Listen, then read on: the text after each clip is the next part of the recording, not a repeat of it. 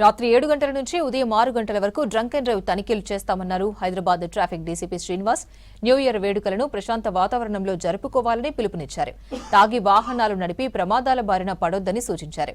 సుమారు 100 టీంలతో drunk and drive తనిఖీలు చేస్తామంటున్న traffic DCP Srinivas తో Ajay face to face.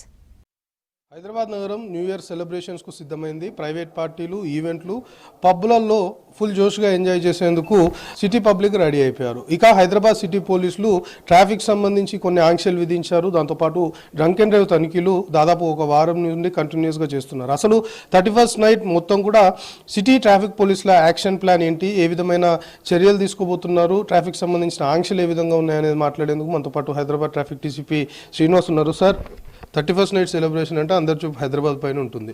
So Hyderabad నగరంలో ట్రాఫిక్ సంబంధించి రాత్రి 31st నైట్ మొత్తం కూడా ఎలాంటి ఆంక్షలు ఉన్నాయి, ఏం రిస్ట్రిక్షన్స్ ఉన్నాయి? మెయిన్గా నూతన సంవత్సర వేడుకల్లో భాగంగా ప్రతి ఒక్కరూ సెలబ్రేట్ చేసుకుంటూ ఉంటారు. 31st నైట్ సెలబ్రేట్ చేసుకుంటారు.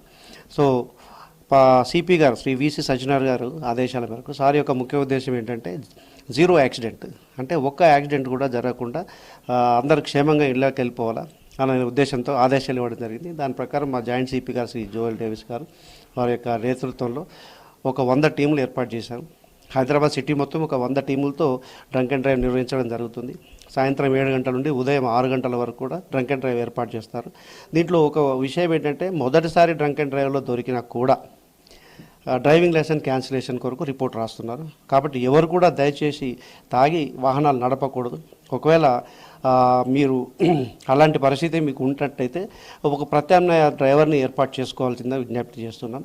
తాగి నడపడం వల్ల ఎవరైతే తాగి నడుపుతారో వాళ్ళకి ప్రమాదం, వారి యొక్క ప్రాణానికి ముప్పు ఉంటుంది. అదేవిధంగా అమాయకులైన ప్రజలు రోడ్డు మీద పోయే వాళ్ళకు కూడా ప్రాణాలకు ప్రమాదం ఉంటుంది. కాబట్టి ఈ ఇబ్బంది రాకుండా ప్రత్యామ్నాయ డ్రైవర్లను ఏర్పాటు చేసుకొని వాళ్ళు ఎంజాయ్ చేయొచ్చు, దాంట్లో అభ్యంతరం లేదు. మెయిన్గా ఈవెంట్స్ జరిగే ప్లేసెస్, దాంతోపాటు పబ్లకు సంబంధించి అక్కడ చాలామంది పబ్లిక్ వచ్చే అవకాశం ఉంటుంది. కాబట్టి దానికి సరిపడే పార్కింగ్ కావచ్చు, లేకపోతే వాళ్ళకి నిర్వాహకులకి మీరు ఎలాంటి గైడ్లైన్స్ ఇచ్చారు? నిర్వాహకులకు ముందే వాళ్ళకి పర్మిషన్ ఇచ్చినప్పుడే గైడ్లైన్స్ ఇచ్చాము. ఏంటంటే పార్కింగ్ కొరకు వాళ్ళు ప్రత్యేక సిబ్బందిని ఏర్పాటు చేసుకోవాలా, పార్కింగ్ ఒక క్రమ పద్ధతిలో పార్కింగ్ చేయించుకునేటట్టు చూడాలా, ఇతరులకు పాదచారులకి తర్వాత రోడ్డు మీద పోయే వాహనాలకు కూడా ఎవరు కూడా ఇబ్బంది కలగకుండా ఒక పద్ధతి ప్రకారం పార్కింగ్ చేసుకోవాలని చెప్పేసి ముందే చెప్పాం. ఆ విధంగానే వాళ్ళు చేస్తారు. అదేవిధంగా డ్యూరింగ్ నైట్ రేసింగ్ కానీ, సైలెన్సర్ తీసేసి నడపడం కానీ, లేదంటే విన్యాసాలు చేయడం కానీ ఇట్లాంటివి చేసే అవకాశాలు ఉన్నాయి, గతంలో జరిగినాయి. బట్ ఈసారి మాత్రం చాలా ప్రత్యేక బృందాలను ఏర్పాటు చేయడం జరిగింది. వాళ్ళందరూ కూడా ఈ యొక్క రికార్డింగ్ కెమెరాలు పెట్టుకుంటారు. ఎక్కడైతే ఇట్లాంటివి జరుగుతాయో ఇమీడియట్గా వాళ్ళు రికార్డ్ చేస్తారు. ఫస్ట్ రికార్డ్ చేసి అన్ని నలువైపు నుంచి కూడా చుట్టుముట్టి వాళ్ళని ఆపేసి తర్వాత కోర్టుకు పంపిస్తారు.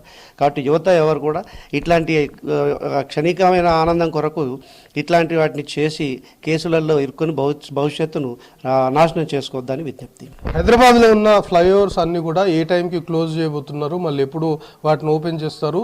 ఒకవేళ ఆ ఫ్లైఓవర్స్ రూట్స్ నుండి వెళ్లాల్సిన వారికి ఆల్టర్నేట్గా మీరు ఏం చెప్తారు? ఫ్లైఓవర్స్ అన్నిటి కూడా ప్రమాదాలని నివారించాలనే ఉద్దేశంతో ఫ్లైఓవర్ రాత్రి 11 గంటల నుండి ఉదయం 6 గంటల వరకు అన్ని ఫ్లైఓవర్లు క్లోజ్ చేయడం జరుగుతుంది. కాబట్టి ఫ్లైఓవర్ క్లోజ్ చేసిన దగ్గర ఫ్లైఓవర్ కింద నుంచి గతంలో ఉన్న మార్గాన్ని ఉపయోగించుకోవాల్సి ఉంటుంది. ఇప్పుడు పీవీ ఎక్స్ప్రెస్ హైవే మనం చూసుకుంటే ఎయిర్పోర్ట్కి వెళ్లాల్సిన వాళ్ళు చాలా మంది ఎక్స్ప్రెస్ హైవే మీదుగానే ట్రావెల్ చేస్తుంటారు. ఎక్స్ప్రెస్ హైవే ఓపెన్ ఉంటుందా? ఒకవేళ ఓపెన్ ఉంటే అక్కడ తనిఖీలు చేసి పంపిస్తారా? అక్కడ ఎలాంటి చర్యలు తీసుకోబోతున్నారు? ఎక్స్ప్రెస్ హైవే ఓపెన్ చేసే ఉంటుంది, దాన్ని క్లోజ్ చేయడం జరగదు. ఎందుకంటే అందరూ ఆ ఎక్స్ప్రెస్ హైవే మీద పోయే వాళ్ళంతా కూడా ఎయిర్పోర్ట్కి పోతారు. దాని ముఖ్య ఉద్దేశం ఎయిర్పోర్ట్కి పోవడం. కాబట్టి అక్కడ తనిఖీలు చేస్తారు. డ్రంక్ అండ్ డ్రైవ్ తనిఖీలు చేసి త్రూ అవుట్ నైట్ తనిఖీ చేసిన తర్వాతనే వెహికల్ని అలౌ చేయడం జరుగుతుంది. ఇటు హైదరాబాద్ నగరంలో చాలామంది రాత్రి వేళలో ట్యాంక్ బండ్, నక్లెస్ రోడ్ రావడానికి ఎక్కువగా ఇంట్రెస్ట్ చూపిస్తుంటారు. అంటే 31st నైట్ కూడా అక్కడ చేసుకుంటే మంచిగా ఉంటుంది అనే ఉద్దేశం ఉంటుంది. So tank bund, necklace road పైకి కూడా అనుమతి ఉందా? అక్కడ ఎలాంటి చర్యలు తీసుకుంటున్నారు? ఎలాంటి ఆంక్షలు ఉన్నాయి? ట్యాంక్ బండ్ మీద ఇప్పుడు అప్పర్ ట్యాంక్ బండ్ మీద వాహనాలకు అనుమతి ఉండదు. వాహనాలన్నీ కూడా మేము ట్రాఫిక్ అంతా లోవర్ ట్యాంక్ బండ్ నుండి డైవర్ట్ చేయడం జరుగుతుంది. ట్యాంక్ బండ్ మీద కేక్ కట్ చేసి సెలబ్రేట్ చేసుకోవాలనుకునే వాళ్ళు మార్టైర్స్ ల్యాంప్ దగ్గర కానీ, బీఆర్కే భవన్ దగ్గర కానీ లేదా మున్సిపల్ ఆఫీస్ దగ్గర ఆ యొక్క రోడ్లో కానీ వాహనాలు పార్క్ చేసుకొని అప్పర్ ట్యాంక్ బండ్ మీదకి వెళ్ళొచ్చు. వెళ్ళడానికి రిస్ట్రిక్షన్స్ ఏం లేదు, వెహికల్స్ మాత్రం అలో చేయరు. అదేవిధంగా సికింద్రాబాద్ నుంచి వచ్చే వాళ్ళు సోనాబాయి మసీద్ దగ్గర నుండి హైడ్రా ఆఫీస్ ఆపోజిట్ ఉండే ఆ రోడ్డు మీద మొత్తం పార్కింగ్ చేసుకొని అక్కడి నుంచి బై వాక్ ట్యాంక్ బండ్ ఎక్కొచ్చు, అక్కడ సెలబ్రేట్ చేసుకోవచ్చు. అదేవిధంగా ఇటు నక్లెస్ రోడ్ సైడ్కి వస్తే ఐమాక్స్ థియేటర్ దగ్గర రోటరీ దగ్గర నుండి ఎన్టీఆర్ మార్గ్ ఈ రూట్లో వాహనాలను అనుమతించడం జరగదు, బై వాక్ పోవాల్సి ఉంటుంది. నెక్లెస్ రోడ్ మాత్రం వాహనాలను అనుమతిస్తారు. ఆ రూట్లో వాళ్ళు వెళ్ళిన వాళ్ళు నల్లగుట్ట వైపు నుంచి వెళ్ళిపోవచ్చు.